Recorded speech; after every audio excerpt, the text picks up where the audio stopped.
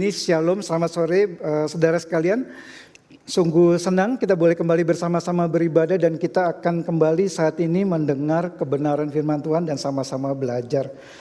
Nah saudara, seperti 2 minggu lalu kita sudah disampaikan bahwa, mungkin minggu lalu ya, bahwa kita akan break sebentar dari khotbah seri Injil Lukas.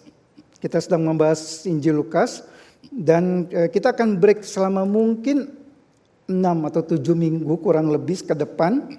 Kita akan break dan kita akan masuk membahas kitab Esther. Ini satu kisah yang begitu saya pikir penting juga untuk kita sama-sama pelajari.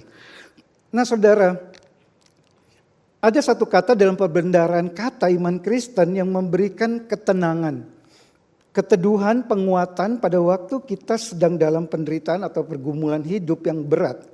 Yaitu kata pemeliharaan Allah, atau dalam bahasa Inggrisnya God's Providence.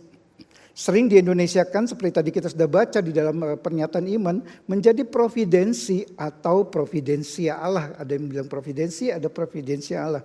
Nah sebenarnya saudara, kata providensi itu sendiri itu bukan kata yang formal. Kita tidak bisa temukan itu di dalam kamus bahasa Indonesia. Nah kalau kata yang lebih tepat menurut saya sebenarnya mengartikan providence itu, ini secara pribadi itu bukan pemeliharaan Allah, tetapi penyelenggaraan ilahi. Ini lebih luas dari sekedar memelihara, kata ini berarti kalau bicara penyelenggaraan ilahi, berarti Allah mendesain, mengatur, mengkondisikan, membuat terjadi, menopang dan seterusnya. Tapi kata ini kita susah pakai karena rasanya terlalu berat, terlalu teologis saudara. Penyelenggaraan ilahi. Jadi lebih banyak orang memakai kata yang lebih sederhana, pemeliharaan Allah. Ini lebih sehari-hari walaupun maknanya tidak seluas dengan makna penyelenggaraan ilahi. Jadi saudara, kenapa saya sampaikan ini? Nanti kalau saya memakai kata providensi atau pemeliharaan Allah di dalam pembahasan khotbah ini, maka sebenarnya yang saya maksudkan bukan hanya Allah memelihara, tapi penyelenggaraan ilahi. Allah yang mengatur, Allah yang mengkondisikan, Allah yang membuat itu terjadi. Nah saudara, masalah kita soal pemeliharaan Allah ini bukan hanya soal etimologi yang saya tadi sampaikan. Tapi masalah yang lebih lagi adalah soal pemaknaan. Bagaimana kita memaknai pemeliharaan Allah itu? Nah umumnya saudara, berdasarkan interaksi saya dengan begitu banyak orang-orang Kristen, maka saya lihat ada pandangan yang berbeda-beda terkait dengan pemeliharaan Allah ini. Ada yang karena berdasarkan pandangan teologisnya atau pandangan pribadinya. Tapi paling nggak saya mendapati ada empat pandangan berbeda kalau kita lagi ngomong soal pemeliharaan Allah. Nah yang pertama saudara, pemeliharaan Allah itu dimaknai sebagai Allah turut campur tangan dalam segala sesuatu, bahkan sampai hal yang paling sepele, yang sangat kecil, yang tidak penting dalam hidup kita.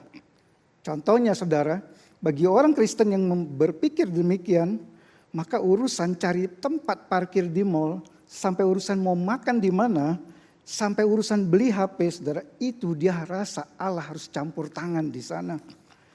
Orang seperti ini kalau dapat spot parkir yang terbaik, maka dia akan berkata, ini bukti campur tangan Allah. Tuhan baik. Jadi Tuhan tidak baik bagi mereka yang tempat parkirnya jauh dari tempat, dari pintu masuk.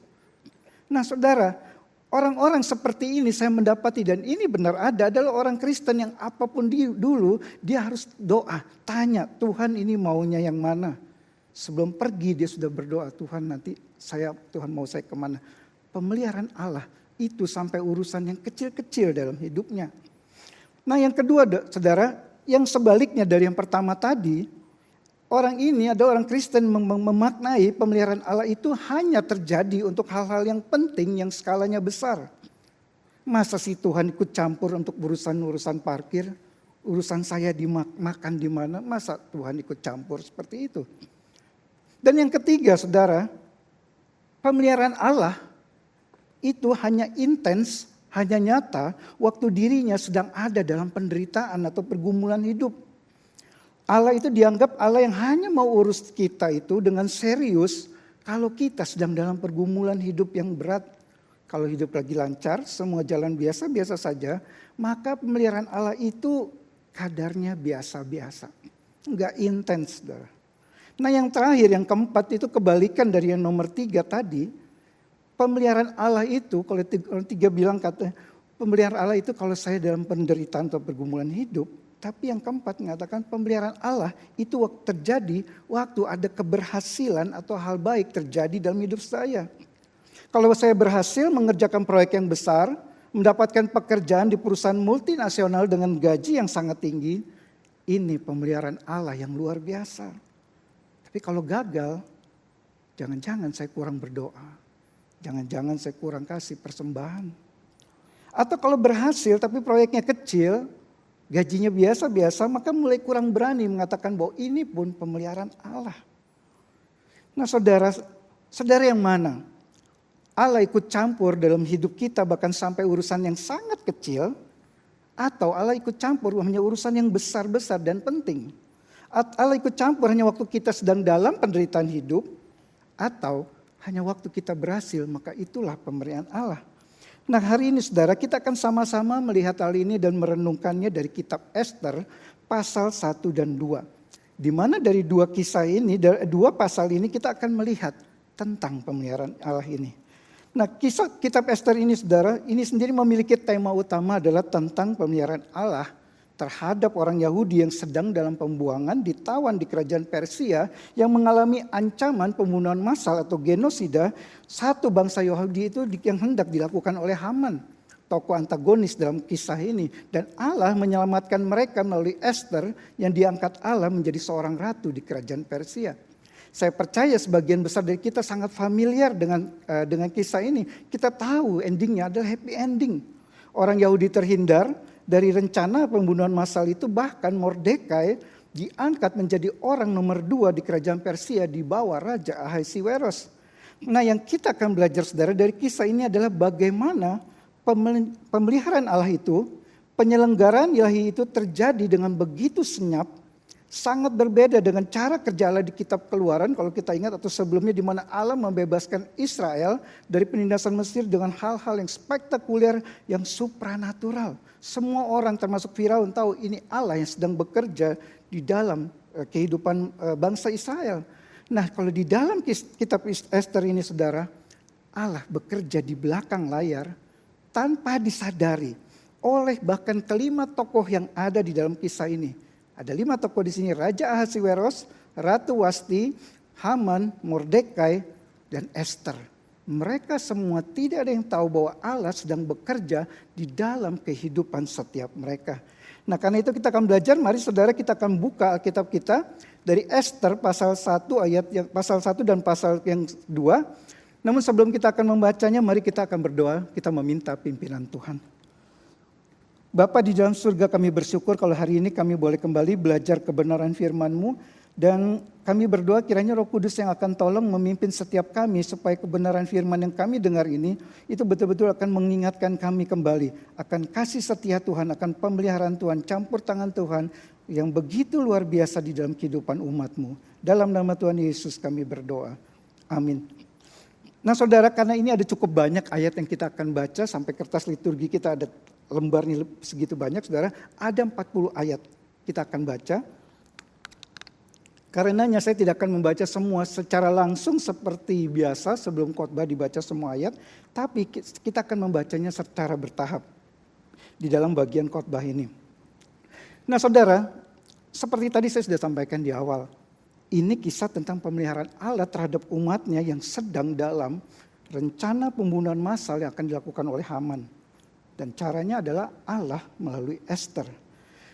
Pertanyaannya karena itu saudara, bagaimana sampai Ester ini seorang anak yatim piatu biasa, bukan siapa-siapa, seorang Yahudi yang sedang dalam pembuangan itu dapat melakukannya? Tentu jawabannya mudah. Ester ini harus punya power atau kuasa untuk mencegah rencana jahat Haman itu. Dan lalu pertanyaannya kemudian bagaimana Ester bisa dapatkan kuasa itu? Tentu jelas dengan dia menjadi ratu mendampingi Raja Ahasiweros. Nah posisi ratu adalah posisi tertinggi bagi seorang wanita di sebuah kerajaan. Nah masalahnya di sini saudara, Raja Ahasiweros dia telah memiliki seorang ratu sebagai pendampingnya yaitu Ratu Wasti. Nah, sekarang pertanyaan, bagaimana Esther, seorang gadis biasa ini, seorang asing di negeri orang lain, dia harus menjadi seorang ratu dari negeri itu, negeri yang sudah memiliki ratunya sendiri. Berarti di sini ada 3 skenario saudara untuk dapat hal ini tercapai. Skenario pertama, Ratu Wasti itu dia harus turun dari tahtanya atau digeser posisinya dari seorang ratu. Tidak mungkin ada 2 ratu di dalam kerajaan itu. Jadi itu masalah pertama. Bagaimana caranya menggeser atau menurunkan Ratu Wasti dari posisinya. Skenario kedua saudara. Pertama, Ratu Wasti harus turun. Yang kedua, Esther harus bisa masuk ke istana raja. Jelas kalau Esther mau menjadi seorang ratu, maka langkah awalnya dia harus bisa masuk ke istana raja agar ada kesempatan untuk bertemu dengan Raja Ahasiweros. Tidak ada gunanya Ratu Wasti itu turun, tapi Esther nggak bisa masuk ke dalam istana. Jadi ini adalah masalah kedua saudara. Bagaimana caranya Esther, seorang rakyat biasa ini, dia dapat masuk ke dalam istana. Dan yang ketiga, skenario ketiga saudara, jelas adalah Esther harus menjadi ratu menggantikan posisi Ratu Wasti. Ini adalah tujuan Allah jelas. Ratu Wasti itu turun, Esther harus masuk ke istana, lalu Esther menjadi ratu menggantikan Ratu Wasti. Nah ini masalah yang ketiga saudara. Semua gadis lain pun di sana pasti menginginkan hal yang sama. Waktu Ratu Wasti itu turun, semua gadis tentu ingin menjadi ratu. Bagaimana caranya agar Esther yang terpilih dari antara semua gadis lainnya pada saat itu? Mari kita akan mulai. Hal pertama yang harus terjadi yaitu Ratu Wasti dia harus turun dari tahtanya. Bagaimana caranya Ratu Wasti itu turun? Atau lebih tepatnya bagaimana caranya Allah menurunkan Ratu Wasti dari tahtanya dengan cara yang senyap dari balik layar, tidak terlihat seperti Allah yang sedang melakukannya. Dan ini akan menjadi poin pertama dari khotbah saya hari ini. Poin yang pertama dari khotbah kita. Orkestrasi Allah di dalam hidup kita terjadi lewat hal-hal yang terlihat biasa. Mari saudara kita akan membaca pasal 1 ayat 1 sampai 8. Saya akan bacakan bagi saudara. Pasal 1 ayat 1 sampai 8. Pada zaman Ahasiweros, dialah Ahasiweros yang merajai 127 daerah, mulai dari India sampai ke Ethiopia. Pada zaman itu ketika Raja Ahasiweros bersemayam di atas tahta kerajaannya di dalam benteng Susan, pada tahun yang ketiga dalam pemerintahannya, diadakanlah oleh Baginda perjamuan bagi semua pembesar dan pegawainya, tentara Persia dan Media, kaum bangsawan dan pembesar daerah hadir di hadapan Baginda. Di samping itu Baginda memamerkan kekayaan kemuliaan kerajaannya dan keindahan kebesaran yang bersemarak berhari-hari lamanya sampai 180 hari. Setelah genap hari-hari itu, maka raja mengadakan perjamuan lagi 7 hari lamanya bagi seluruh rakyatnya yang terdapat di dalam benteng Susan, daripada orang besar sampai kepada orang kecil bertempat di pelataran yang ada di taman istana kerajaan. Di situ tirai-mirai daripada kain lenan, mori halus dan kain ungu tua yang terikat dengan tali lenan halus dan ungu muda bergantung pada tombol-tombol perak di tiang-tiang marmer putih, sedang katil emas dan perak ditempatkan di atas lantai pualam marmer putih, gewang dan pelinggam. Minuman dihidangkan dalam piala emas yang beraneka warna dan anggurnya ialah anggur minuman raja yang berlimpah-limpah sebagaimana layaknya bagi raja. Adapun aturan minum ialah tiada dengan paksa, karena beginilah disyaratkan raja kepada semua bentara dalam supaya mereka berbuat menurut keinginan tiap-tiap orang. Saudara, apa sebenarnya yang penulis kitab Esther ini mau katakan dari cerita yang begitu panjang, yang detail itu saudara? Pertama, penulis sedang mau mengatakan siapa Raja Ahasiweros itu. Pertama dia mau katakan tentang kekuasaannya. Raja Ahasiweros, kalau tadi saya baca, itu adalah seorang raja yang sangat berkuasa pada saat itu. Dikatakan ia merajai begitu banyak daerah. Ada 127 daerah yang berada di bawah kekuasaannya. Dan daerah tersebut bukanlah dalam satu area yang kecil, tetapi dikatakan itu ada wilayah yang sangat luas dari India sampai ke Ethiopia. Ia menjadi raja atas sangat banyak daerah yang sangat luas wilayahnya tadi di ayat-ayat yang pertama. Itu Raja Ahasiweros tentang kekuasaannya. Lalu kedua, penulis mau katakan tentang kekayaan Raja Ahasiweros ini. Dia seorang raja yang sangat kaya. Bayangkan saudara, ia membuat pesta perjamuan dikatakan selama 180 hari. Atau 6 bulan tanpa henti dia berpesta. Ini seorang sultan sejati saudara. Dia seorang raja yang sangat kaya, sangat gemar berpesta. Dan dia seorang raja yang hedon. Ia sangat menyenangi kemewahan di ayat 6-7 menggambarkan kemewahan dari istananya. Dikatakan ada tirai dari kain lenan, tombol-tombol yang terbuat dari perak, tiangnya dari marmer, lantai dari pualam dan marmer putih. Bahkan semua orang dikatakan semua rakyat minum dari piala emas dan anggur yang khusus sebenarnya untuk para raja. Dalam pesta yang setelah 180 hari dia tambah 7 hari. Dia seorang raja yang sangat kaya. Lalu tentang sifatnya kita bisa lihat di sini. Raja Ahasiweros seorang raja yang suka pamer saudara. Di ayat 4 tadi dikatakan baginda memamerkan kekayaan kemuliaan kerajaannya. Bahkan di ayat selanjutnya kita melihat ia berniat untuk memamerkan istrinya. Yaitu Ratu Wasti kepada para tamunya. Seorang raja yang powerful, yang sultan, yang hedon, yang senang flexing. Inilah si Raja Ahasiweros. Ini profilnya saudara. Lalu kita lihat apa yang terjadi. Di dalam suasana kehebohan itu mendadak. Sang raja keluarkan satu titah. Atau perintah untuk Ratu Wasti datang ke hadapannya dengan memakai mahkota kerajaan. Di ayat 9 kita tahu. Ratu Wasti sedang dalam pesta dengan para wanita di bagian lain dari istana raja. Jadi ada 2 pesta. Yang laki-laki bersama raja, yang perempuan bersama Ratu Wasti. Dan mendadak dia beri perintah Ratu Wasti harus datang ke hadapannya. Tujuannya apa? Di ayat 10 dikatakan untuk memperlihatkan kecantikan dari Ratu Wasti kepada semua tamunya. Kita akan baca saudara di ayat 10 dan 11. Ayat 10 dan 11 dikatakan demikian. Pada hari yang ketujuh ketika raja yang gembira hatinya karena minum anggur, bertitalah baginda kepada Mehuman, Bista, Harbona, Bikta, Abakta, Zetar, dan Karkas, yakni ketujuh sida-sida yang bertugas di hadapan Raja Ahasiweros, supaya mereka membawa Wasti sang ratu dengan memakai mahkota kerajaan menghadap raja untuk memperlihatkan kecantikannya kepada sekalian rakyat dan pembesar-pembesar karena sang ratu sangat elok rupanya. Sebuah perintah yang terlihat biasa saudara. Seorang raja dia berhak melakukan apapun. Dia bisa mengeluarkan perintah apapun dan perintahnya itu tidak boleh ditolak oleh siapapun juga. Namun ternyata kita lihat Ratu Wasti menolak perintah raja tersebut. Mungkin Ratu berpikir perintah itu berlebihan, itu tidak patut, itu merendahkan dirinya sebagai seorang wanita sehingga ia menolaknya. Dan ternyata penolakan tersebut saudara membawa konsekuensi yang fatal bagi Ratu Wasti. Kita akan baca sampai selesai. Ayat 12-22 kisah ini.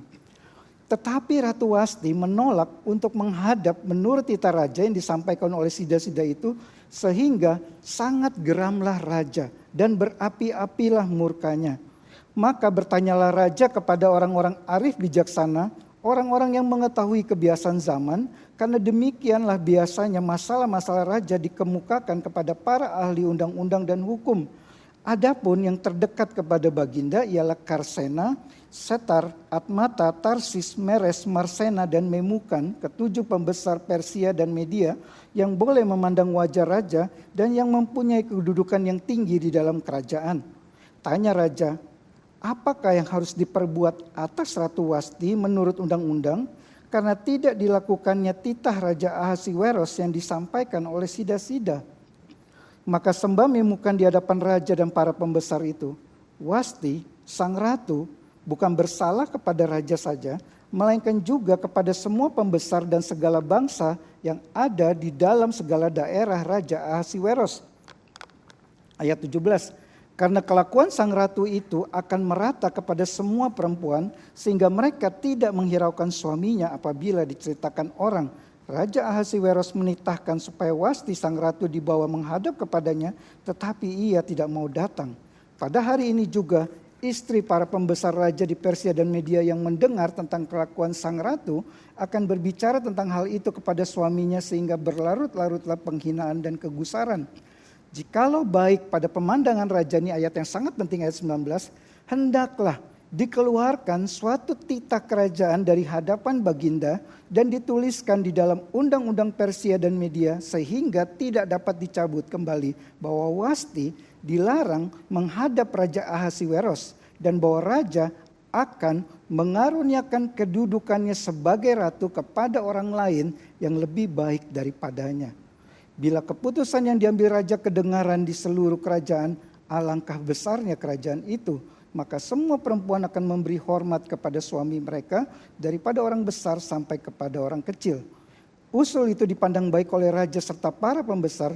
Jadi bertindaklah raja sesuai dengan usul Memukan itu. Dikirimkannya lah oleh baginda surat-surat ke segenap daerah kerajaan, tiap-tiap daerah menurut tulisannya dan tiap-tiap bangsa menurut bahasanya. Bunyinya, setiap laki-laki harus menjadi kepala dalam rumah tangganya dan berbicara menurut bahasa bangsanya. Saudara, cerita yang panjang. Kita tidak tahu apakah setelah itu Ratu Wasti menyesali keputusannya atau tidak. Kita juga tidak tahu karakter dari Ratu Wasti ini seperti apa. Apakah memang dia orangnya sangat keras dalam prinsipnya. Orangnya selalu berani melawan suaminya Raja Ahasiweros. Penulis menganggap tidak penting untuk kita mendapatkan info soal itu. Tapi hal yang penting yang penulis hendak sampaikan di sini adalah bahwa Ratu Wasti turun dari tahtanya sesuai skenario Allah dengan cara yang natural, yang biasa, yang kelihatan seperti sehari-hari terjadi dalam hidup manusia. Tidak ada yang spektakuler, saudara, tidak ada yang supranatural yang Allah kerjakan di sini. Ratu Wasti tidak turun dari tahtanya karena Allah menjumpainya lewat mimpi yang menakutkan dengan pesan agar ia mundur dari posisinya sebagai ratu. Seperti yang Allah lakukan di dalam kisah-kisah yang lain. Ratu Wasti juga tidak turun dari tahtanya karena Allah menulahinya dengan sakit penyakit yang akan sembuh kalau dia turun dari tahtanya, kalau dia lengser dari jabatannya. Allah tidak lakukan itu. Ratu Wasti juga bukan turun karena Allah membuat sebuah revolusi di antara rakyat yang menuntut untuk dia turun. Tetapi saudara, Ratu Wasti turun dari posisinya sebagai ratu karena sebuah konflik keluarga antara suami dan istri, di mana dia menolak permintaan raja. Sesuatu yang terlihat biasa. Konflik di dalam sebuah keluarga mengakibatkan Ratu Wasti turun dari tahtanya. Mari kita lihat di ayat 19, saudara. Dikatakan di ayat 19, jikalau baik pada pemandangan raja, hendaklah dikeluarkan suatu titah kerajaan dari hadapan baginda dan dituliskan di dalam undang-undang Persia dan Media sehingga tidak dapat dicabut kembali bahwa Wasti dilarang menghadap Raja Ahasiweros dan bahwa raja akan mengaruniakan kedudukannya sebagai ratu kepada orang lain yang lebih baik daripadanya. Mari kita lihat saudara seluruh alur kisah ini. Mulai dari sebuah pesta perjamuan, lalu mendadak muncul perintah raja untuk Wasti datang kepadanya. Direspon dengan penolakan oleh Ratu Wasti, menimbulkan murka raja sehingga keluar undang-undang yang membuat Ratu Wasti harus digeser dari kedudukannya sebagai ratu. Bagi Ahasiweros, saudara, mungkin keputusan itu dapat meredam amarahnya yang dia jengkel kepada Ratu Wasti yang tidak taat kepadanya. Mungkin itu membuatnya puas dapat menghukum orang yang berani menolak perintahnya. Balasan yang setimpal bagi Ratu Wasti. Bagi Memukan, saudara, yang memberi nasihat itu, mungkin nasihatnya itu muncul begitu saja sebagai satu pembelaan kepada raja. Supaya raja merasa baik lagi, tidak kehilangan muka di hadapan para tamunya. Untuk menjaga kehormatan otoritas raja. Dan bagi Ratu Wasti, mungkin dia kaget, tidak sangka konsekuensi diterima begitu fatal. Mereka bertiga, saudara, tidak tahu, belum tahu adanya rencana jahat dari Haman terhadap orang Yahudi.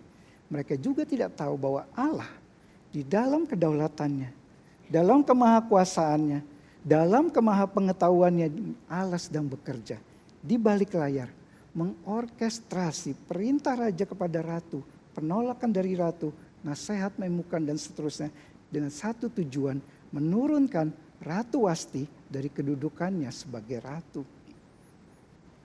Saudara, kalau kita tarik ke dalam kisah hidup kita, seperti apa kondisi hidup saudara saat ini? Apakah datar-datar saja? Biasa-biasa saudara? Tidak ada masalah hidup yang berat gimana, tapi juga tidak ada kejutan atau hal besar yang membuat hidup saya itu menjadi lebih seru, menjadi lebih mengasihkan. Semua berjalan seperti biasa, rutin. Pagi bangun, berangkat ke kantor, kena macet, pulang kerja, kena macet lagi, sampai rumah, besoknya sama, bangun, berangkat ke kantor, kena macet, pulang sampai kantor, kerja, pulang ke rumah, kena macet lagi, dan seterusnya setiap hari seperti itu. Apakah saudara melihat bahwa sebenarnya dalam rutinitas yang seperti itu pun Allah itu tetap bekerja dalam hidup saudara? Kadang kita terjebak saudara dalam pemikiran bahwa Allah sedang bekerja dalam hidup kita kalau yang terjadi hal-hal yang tidak biasa. Bukti Allah bekerja adalah kalau kita melihat hal-hal yang luar biasa dalam hidup kita. Kalau terjadi mukjizat, Allah sedang berkarya dalam hidup saya. Kalau saya mendapatkan sesuatu yang besar yang merubah hidup saya, merubah kondisi keuangan saya, merubah kondisi bisnis saya, menaikkan karir saya, merubah masa depan saya dan seterusnya, maka itu artinya Allah sedang bekerja di dalam hidup saya. Apakah pernah saudara berpikir seperti demikian? Kita seperti sedang mengatur Allah bahwa Ia harus bekerja berdasarkan konsep yang kita miliki. Namun kebenarannya saudara, dari cerita ini kita melihat Allah, Dia selalu hadir, mengorkestrasi seluruh hal dalam hidup kita sehingga semua itu berjalan sesuai dengan rencana dan kehendaknya. Walau pada saat ini hidup kita sedang berjalan dengan biasa-biasa saja.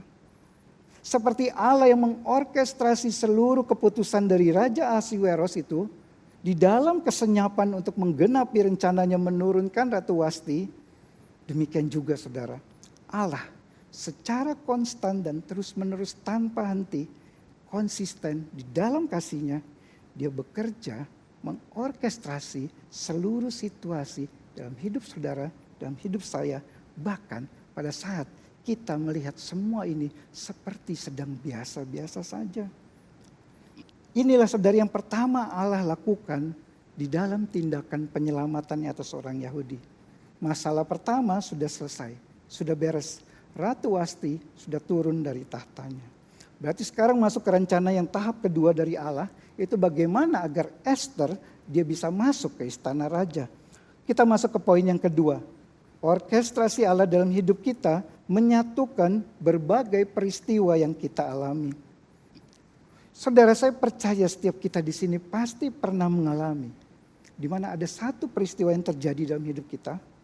Kita tidak mengerti mengapa Allah izinkan itu terjadi pada saat kita mengalaminya. Namun di waktu kemudian terjadi satu peristiwa lain yang menjelaskan, membuat kita mengerti mengapa peristiwa sebelumnya itu kita alami.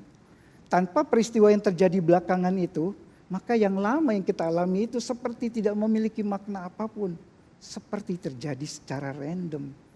Dan inilah saudara yang kita lihat di dalam pasal 2. Terkait dengan pasal 1 sebelumnya. Mari kita kembali lihat apa yang terjadi di pasal 1 tadi. Ada konflik antara raja dengan ratu. Ujungnya adalah Ratu Wasti harus lengser. Lalu dicopotnya ratu dari posisi itu dengan sebuah undang-undang. Sehingga Ratu Wasti tidak bisa kembali ke posisinya. Terjadi kekosongan di kerajaan untuk posisi ratu. Nah, kisah itu saudara, kalau berhenti di sana, itu hanya seperti sebuah kisah yang tidak ada artinya. Sebuah takdir buruk bagi Ratu Wasti, sebuah hari yang menyedihkan baginya di mana ratu kehilangan posisinya. Tapi saudara, kisah di pasal 2 ini itu menjelaskan mengapa kisah di pasal pertama itu harus terjadi. Kita akan lihat di pasal 2 ayat 1 sampai 4. Sesudah peristiwa-peristiwa ini, setelah kepanasan murka Raja Ahasweros surut, terkenanglah Baginda kepada Wasti dan yang dilakukannya dan kepada apa yang diputuskan atasnya. maka sembah para biduanda raja yang bertugas pada baginda. Hendaklah orang mencari bagi raja gadis-gadis, yaitu anak-anak dara yang elok rupanya. Hendaklah Allah menempatkan kuasa-kuasa di segenap daerah kerajaannya, supaya mereka mengumpulkan semua gadis, anak-anak dara yang elok rupanya di dalam benteng Susan, di balai perempuan, di bawah pengawasan Hegai, sida-sida raja, penjaga para perempuan. Hendaklah diberikan wangi-wangian kepada mereka. Dan gadis yang terbaik pada pemandangan raja, baiklah dia menjadi ratu ganti Wasti. Hal itu dipandang baik oleh raja dan dilakukanlah demikian. Jadi kita baca saudara tadi, kalau di pasal 1, raja sangat marah dengan penolakan Ratu Wasti, sekarang ia merindukannya. Tapi Wasti itu sudah tidak bisa dipanggil kembali karena itu adalah sebuah undang-undang. Mendadak muncul kebutuhan akan seorang ratu yang baru. Dan kita baca tadi langsung ada solusinya. Dibuat sebuah sayembara, sebuah kontes untuk mencari seorang gadis yang paling tepat bagi Raja Ahasiweros. Setelah muncul usulan untuk diadakan sayembara itu, penulis ini langsung menyambungnya dengan memunculkan tokoh utama dari kisah ini, yaitu Esther. Esther belum pernah disebut, di saat ini barulah memperkenalkan Esther. Ratu Wasti sudah turun, ada sayembara untuk pencarian ratu, segera akan dilakukan. Sekarang waktunya untuk memperkenalkan Esther. Siapa Esther itu? Di ayat 5 dan 7 dikatakan siapa dia. Pada waktu itu ada di dalam benteng Susan seorang Yahudi yang bernama Mordekai bin Yair bin Simei bin Kis, seorang Benyamin yang diangkut dari Yerusalem sebagai salah seorang buangan yang turut dengan Yekonya, Raja Yehuda, ketika ia diangkut ke dalam pembuangan oleh Raja Nebukadnezar, Raja Babel. Mordekai itu pengasuh Hadasa, yakni Esther, anak saudara ayahnya, sebab anak itu tidak beribu bapa lagi. Gadis itu elok perawakannya dan cantik parasnya. Ketika ibu bapanya mati, ia diangkat sebagai anak oleh Mordekai. Di ayat 5 itu saudara, kita bisa perhatikan penulis menulis di sana pada waktu itu. Penulis tidak mengatakan Allah telah mempersiapkan Esther sehingga pada saat sayembara itu keluar, itu Esther sudah ada di sana, tapi ia menggunakan kalimat yang menunjukkan seperti sebuah kebetulan. Pas ada sayembara itu keluar, Esther ada di sana. Apakah ini sebuah kebetulan? Tentu tidak, saudara. Allah lah yang sedang bekerja di balik layar, di dalam kesenyapan, di dalam kitab Esther ini. Allah mengatur sedemikian rupa sehingga muncul sayembara ini. Yang walaupun diikuti oleh banyak gadis di sana, sebenarnya sayembara ini hanya ada untuk Esther. Yang terjadi kemudian membuktikan hal ini. Kita baca di ayat 8 sampai 16. Setelah titah dan undang-undang raja tersiar dan banyak gadis dikumpulkan di dalam benteng Susan di bawah pengawasan Hegai, maka Esther pun dibawa masuk ke dalam istana raja di bawah pengawasan Hegai, penjaga para perempuan. Maka gadis itu sangat baik pada pemandangannya dan menimbulkan kasih sayangnya sehingga Hegai segera memberikan wangi-wangian dan pelabur kepadanya dan juga 7 orang dayang-dayang yang terpilih dari isi istana raja, kemudian memindahkan dia dengan dayang-dayangnya ke bagian yang terbaik di dalam balai perempuan. Esther tidak memberitahukan kebangsaan dan asal-usulnya karena dilarang oleh Mordekai. Tiap-tiap hari berjalan-jalanlah Mordekai di depan pelataran balai perempuan itu untuk mengetahui bagaimana keadaan Esther dan apa yang akan berlaku atasnya.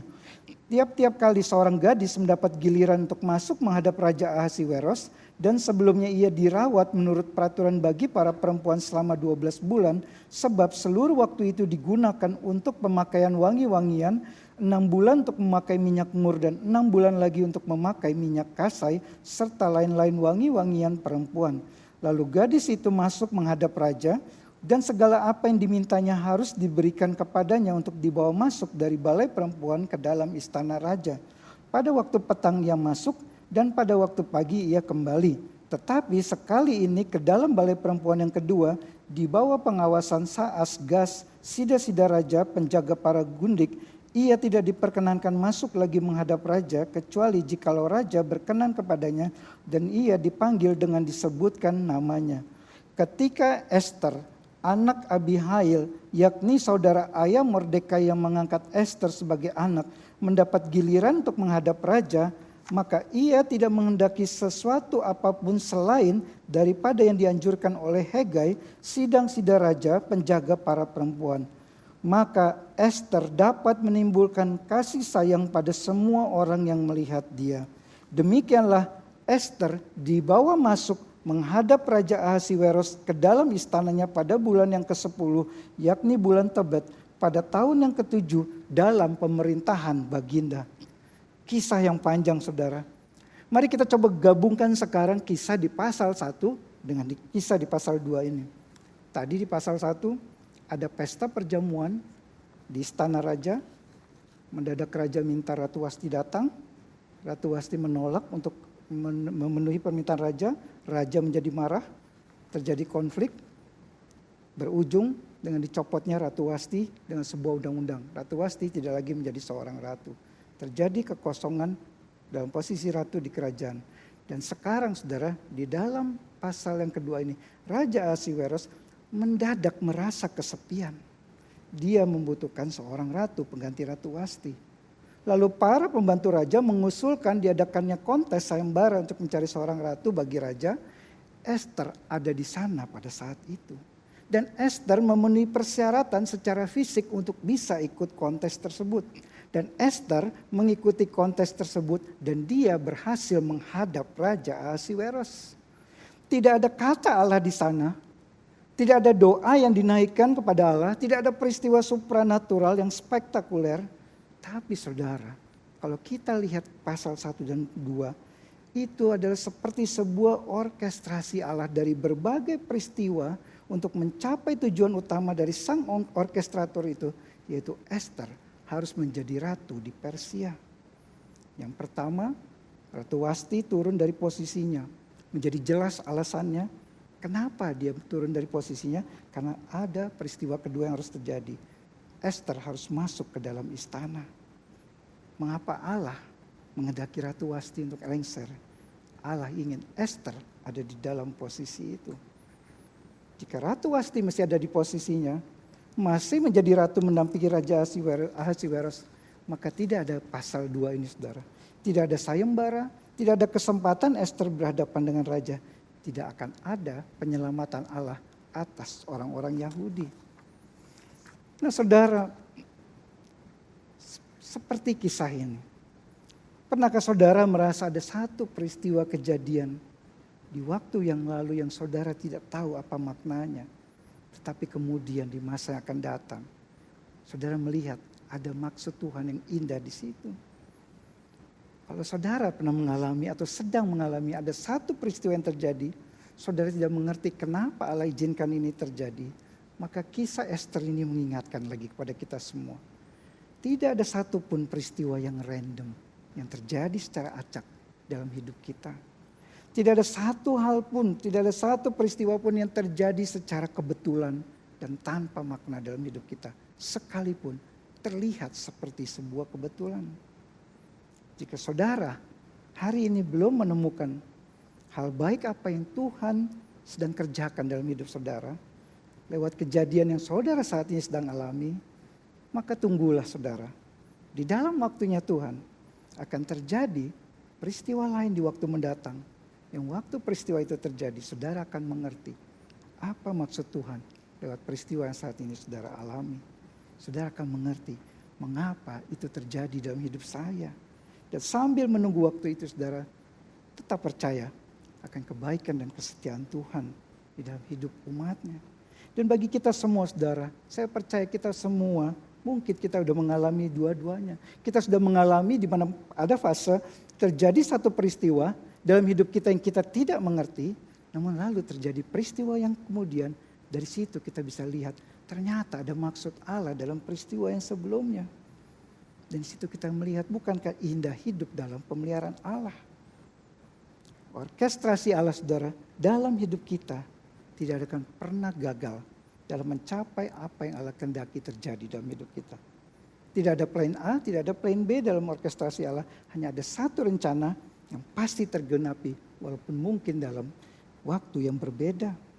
Kalau di dalam kisah Ester ini kalau kita baca saudara tadi, jarak antara peristiwa turunnya Ratu Wasti sampai dengan naiknya Ester itu adalah sekitar 4 tahun. Di pasal 1 ayat 3 dikatakan saat itu adalah tahun ketiga dalam pemerintahan Raja Ahasiweros. Namun di pasal 2 ayat 16 waktu Ester masuk ke dalam istana raja, itu dikatakan adalah tahun yang ke-7 dalam pemerintahan raja. 4 tahun setelah Ratu Wasti turun, baru Ester bisa masuk ke sana. Walaupun dalam jarak waktu yang cukup panjang itu, rencana Allah tetap jadi. Ester harus naik sebagai ratu di sana. Dan itulah yang terjadi dalam kisah ini. Kita masuk ke poin yang ketiga yang terakhir. Orkestrasi Allah dalam hidup kita pasti mencapai tujuan Allah atasnya. Kita baca ayat yang terakhir, ayat 17 sampai 18. Maka Ester dikasihi oleh Baginda lebih daripada semua perempuan lain, dan ia beroleh sayang dan kasih Baginda lebih daripada semua anak dara lain, sehingga Baginda mengenakan mahkota kerajaan ke atas kepalanya dan mengangkat dia menjadi ratu. Ganti Wasti. Kemudian diadakan oleh Baginda suatu perjamuan bagi semua pembesar dan pegawainya, yakni perjamuan karena Ester. Dan Baginda menitahkan kebebasan pajak bagi daerah-daerah serta mengaruniakan anugerah sebagaimana layaknya bagi raja. Tujuan dari orkestrasi Allah saudara dari peristiwa yang pertama tadi itu tercapai di sini. Ester akhirnya menjadi ratu sesuai dengan rencana Allah. Nah saudara sekalian, dari kisah yang kita baru baca ini, tentu adalah hal yang indah. Waktu kita tahu, dalam seluruh aktivitas yang kita lakukan sehari-hari, dalam semua keputusan-keputusan yang kita ambil setiap hari, Allah ikut bekerja di dalamnya. Bahkan dalam hal-hal yang terlihat biasa. Juga adalah hal yang indah saudara menyadari bahwa tidak ada satupun kejadian atau peristiwa yang kita alami yang di dalamnya tidak ada rencana Allah yang terjadi tanpa makna apapun. Allah mengatur dan mendesainnya sedemikian rupa untuk dua tujuan, yaitu untuk kemuliaan namanya serta untuk kebaikan kita. Namun saudara, lebih dari hal-hal tersebut, orkestrasi Allah yang paling dahsyat adalah pada waktu Ia mengorkestrasi hidup kita sedemikian rupa sehingga kita bisa datang kepada Kristus. Ketika kita yang masih menjadi seteru Allah itu, kita yang masih menjadi musuh Allah, hidup jauh dari Allah, tidak ingin mengenal Kristus, masih ingin hidup menurut keinginan kita sendiri, membenci hukum-hukum Allah.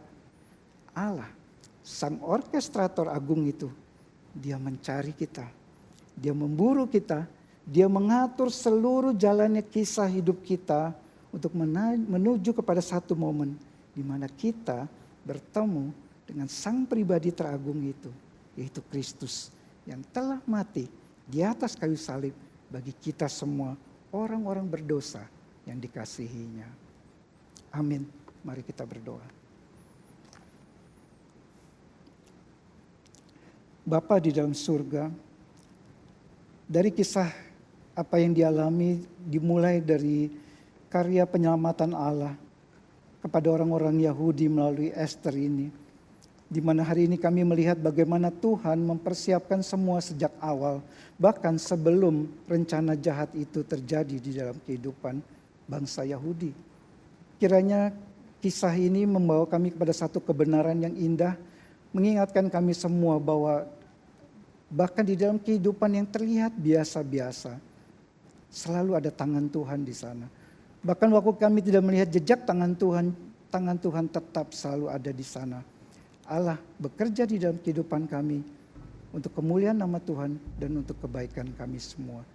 Kiranya kebenaran ini menjadi satu penghiburan, satu peneguhan, satu ketenangan bagi kehidupan kami dan dalam kami menjalani kehidupan ini. Dalam nama Tuhan Yesus kami berdoa dan bersyukur. Amin.